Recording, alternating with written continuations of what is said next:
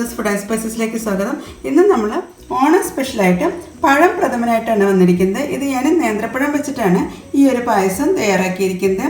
അപ്പോൾ എല്ലാവരും ഈ ഓണത്തിന് പഴം പ്രഥമൻ തയ്യാറാക്കി നോക്കുമെന്ന് പ്രതീക്ഷിക്കുന്നു. കൂടാതെ നിങ്ങൾ എൻ്റെ ചാനൽ ഇതുവരെ സബ്സ്ക്രൈബ് ചെയ്യാതെ കാണുന്നെങ്കിൽ സബ്സ്ക്രൈബ് ചെയ്യാനും ഈ വീഡിയോ ഇഷ്ടപ്പെടുകയാണെങ്കിൽ ലൈക്ക് ചെയ്യാനും കമൻറ്റ് ചെയ്യാനും അതുപോലെ ഫാമിലിക്കും ഫ്രണ്ട്സിനും ഒന്ന് ഷെയർ ചെയ്യാനും മറക്കരുത്. Thank you.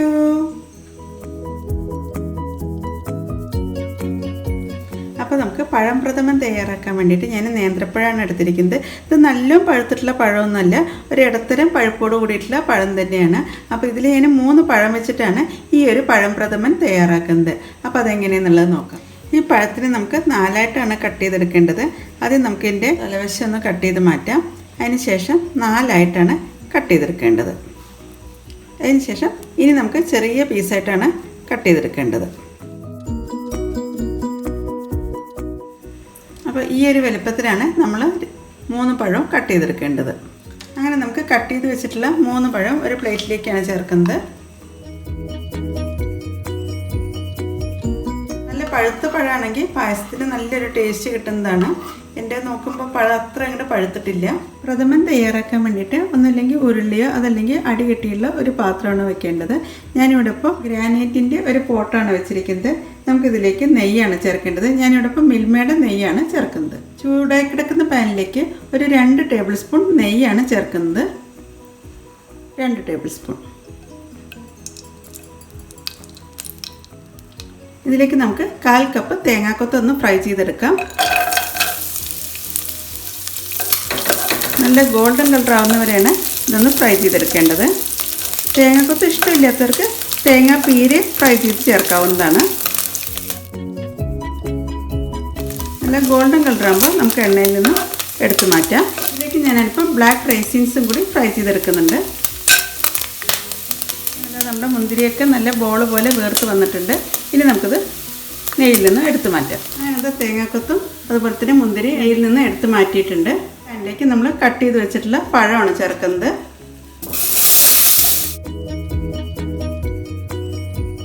അങ്ങനെ 3 പഴം ചെറുതായി അരിഞ്ഞത് നെയ്യിൽ ചേർത്തിട്ടുണ്ട്. ഇനി നമുക്ക് നെയ്യിൽ നന്നായി ഒന്ന് വഴറ്റിയെടുക്കാം.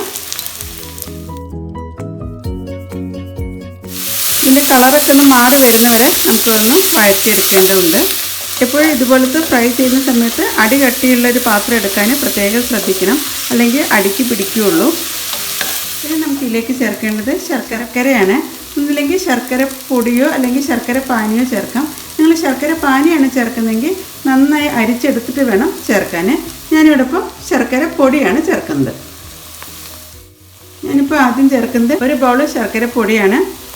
എന്നിട്ട് മധുരം നോക്കിയ ശേഷം വേണമെങ്കിൽ ഇനി ശർക്കര ചേർത്താൽ മതി. പഴം ഒന്ന് വിളയിച്ചെടുക്കാം. അങ്ങനത്തെ നമ്മുടെ ശർക്കര പാനിയിൽ പഴമൊക്കെ നന്നായി വെന്ത് വരുന്നുണ്ട്. നല്ല സോഫ്റ്റായി വരുന്നവരെ നമുക്കതൊന്ന് വിളയിച്ചെടുക്കേണ്ടതുണ്ട്. അതിന് ശേഷം നമുക്ക് പഴത്തിനെ ഒന്ന് ചെറുതായിട്ടൊന്ന് ഉടച്ചും കൊടുക്കാം. ജസ്റ്റ് ഒന്നിങ്ങനെ ഒന്ന് ഉടച്ചു കൊടുത്താൽ മതി. ശർക്കരയായിട്ട് നന്നായി വിളഞ്ഞ് വരുമ്പോഴേക്കും നമുക്കിതിലേക്ക് വേണ്ടിയിട്ടുള്ള തേങ്ങാപ്പാലൊന്ന് റെഡിയാക്കി എടുക്കാം. 1-ാം പാലും അതുപോലെ തന്നെ 2-ാം പാലുമാണ് നമുക്ക് റെഡിയാക്കി എടുക്കേണ്ടത്. ഞാൻ ഇതിലേക്ക് ഒരു 4 ടേബിൾ സ്പൂൺ ശർക്കരപ്പൊടിയും കൂടി ചേർത്തിട്ടുണ്ട്.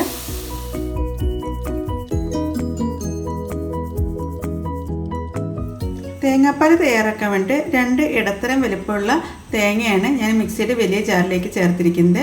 അതുപോലെ തന്നെ ഇതിലേക്ക് 1 കപ്പ് വെള്ളം കൂടി ചേർത്തിട്ടാണ് അരച്ചെടുക്കുന്നത്. ആദ്യം നമുക്ക് എടുക്കേണ്ടത് തലപ്പാലാണ്, അതായത് 1-ാം പാല്. അങ്ങനത്തെ 2 തേങ്ങയൊക്കെ 1 ഗ്ലാസ് വെള്ളം ചേർത്ത് അരച്ചെടുത്തിട്ടുണ്ട്. നമുക്കിനി 1-ാം പാലൊന്ന് അരിച്ചെടുക്കാം. അങ്ങനത്തെ 1-ാം പാലൊക്കെ പിഴിഞ്ഞെടുത്തിട്ടുണ്ട്. നമുക്കിത് ഒന്നും കൂടി ഒന്ന് അരച്ചെടുക്കാം. 1 ഗ്ലാസ് വെള്ളം ചേർത്തിട്ടാണ് അരച്ചെടുക്കുന്നത്. അങ്ങനെ ഇനി 2-ാം പാലാണ് ഇനി എടുക്കാൻ പോകുന്നത്. അപ്പോൾ മിക്സിയുടെ വലിയ ജാറിലേക്ക് ഈ ഒരു തേങ്ങാപ്പീര ഒന്നും കൂടി ഒന്ന് അരച്ചെടുക്കാൻ വേണ്ടി ചേർക്കുകയാണ്.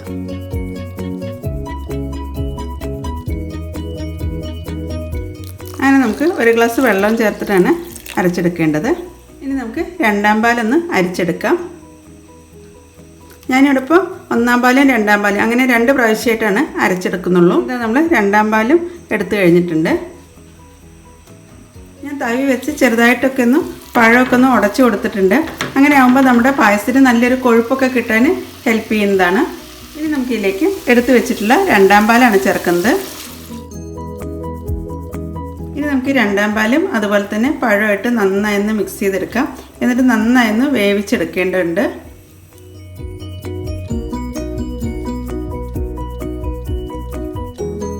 അങ്ങനെ നമ്മുടെ പ്രഥമനൊക്കെ രണ്ടാം പാലിൽ നന്നായി കുറുകി വന്നിട്ടുണ്ട്.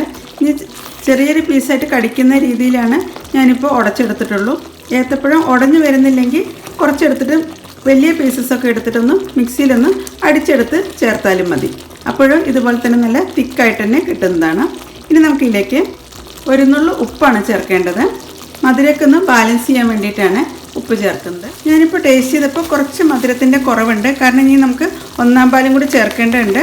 അതുകൊണ്ട് ഒരു 2 ടേബിൾ സ്പൂൺ കൂടി ശർക്കരപ്പൊടി ഇതിലേക്ക് ചേർക്കുന്നുണ്ട്. ശർക്കരപ്പൊടിയായിട്ട് നന്നായി ഒന്ന് മിക്സ് ചെയ്തെടുക്കാം. ഇതൊക്കെ ഉണ്ടോ, ഇതിലിങ്ങനെ ഇടയ്ക്കിടയ്ക്ക് പഴത്തിൻ്റെ പീസസ് ഒന്ന് കടിക്കാനും കൂടി കിട്ടുന്നതാണ്. ഇനി നമുക്കിതിലേക്ക് ഒന്നാം പാലാണ് ചേർക്കേണ്ടത്. അതിന് ഫ്ലെയിമൊക്കെ ഒരുവിധം കുറച്ച് വെച്ച ശേഷം നമുക്കിതിലേക്ക് ഒന്നാം പാൽ ചേർക്കാം. ഒന്നാം പാൽ ചേർത്ത ശേഷം പിന്നെ തിളപ്പിക്കേണ്ട ആവശ്യമില്ല. ജസ്റ്റ് ഒരു ചൂടായി കിട്ടിയാൽ മാത്രം മതി. അങ്ങനെ ഒന്നാം പാലും ചേർത്ത് നന്നായി ഒന്ന് മിക്സ് ചെയ്തെടുക്കാം. ഒന്ന് ചൂടായി കഴിയുമ്പോൾ നമുക്കിതിൻ്റെ ഫ്ലെയിം ഓഫ് ചെയ്യാം. ആവശ്യത്തിന് തിക്നെസ്സൊക്കെ ആയി വന്നിട്ടുണ്ട്. അങ്ങനത്തെ സൈഡിലൊക്കെ ചെറുതായിട്ട് ഓരോ കുമിളകൾ വരാൻ തുടങ്ങിയിട്ടുണ്ട്. ഈ സമയം വരെ ചൂടാക്കിയാൽ മതി. ഇനി നമുക്കിതിൻ്റെ ഫ്ലെയിം ഓഫ് ചെയ്യാം. ഇനി നമുക്കിതിലേക്ക് പൊടിച്ച് വെച്ചിട്ടുള്ള ഏലക്കയും അതുപോലെ തന്നെ ജീരകമാണ്. നിങ്ങളുടെ കയ്യിൽ ചുക്കുപൊടി ഉണ്ടെങ്കിൽ ചുക്കുപൊടി ഇതിലേക്ക് ചേർക്കാവുന്നതാണ്. പിന്നെ നമ്മളിതിലേക്ക് ഫ്രൈ ചെയ്ത് വെച്ചിട്ടുള്ള തേങ്ങാക്കൊത്തും അതുപോലെ തന്നെ കിസ്മിസുമാണ്. ഏറ്റവും ലാസ്റ്റ് കുറച്ച് ഗാർണിഷ് ചെയ്യാൻ വേണ്ടി എടുത്ത് വയ്ക്കുന്നുണ്ട്. ഇനി നമുക്ക് നന്നായി ഒന്ന് മിക്സ് ചെയ്തെടുക്കാം. അങ്ങനത്തെ വളരെ ടേസ്റ്റി ആയിട്ടുള്ള പഴംപ്രഥമനാണ് തയ്യാറാക്കിയിരിക്കുന്നത്. അപ്പോൾ നിങ്ങൾ ഇതുവരെ ഈ ഒരു രീതിയിൽ ട്രൈ ചെയ്തിട്ടില്ലെങ്കിൽ ഇതൊന്ന് ട്രൈ ചെയ്ത ശേഷം ഫീഡ്ബാക്ക് തരാൻ മറക്കരുത്. അങ്ങനെ നമുക്ക് ചെറിയൊരു ഉരുളിയിലേക്കാണ് ഞാനിതിപ്പോൾ സെർവ് ചെയ്യുന്നത്. ഓണത്തിന് പഴമൊക്കെ വാങ്ങിക്കുമല്ലോ. അപ്പോൾ എല്ലാവരും ഈ ഒരു ഓണത്തിന് പഴംപ്രഥമൻ തയ്യാറാക്കി നോക്കുമെന്ന് പ്രതീക്ഷിക്കുന്നു. വളരെ എളുപ്പത്തിൽ തയ്യാറാക്കാൻ പറ്റുന്ന നല്ലൊരു പ്രഥമനാണ് പഴംപ്രഥമൻ. Thank you.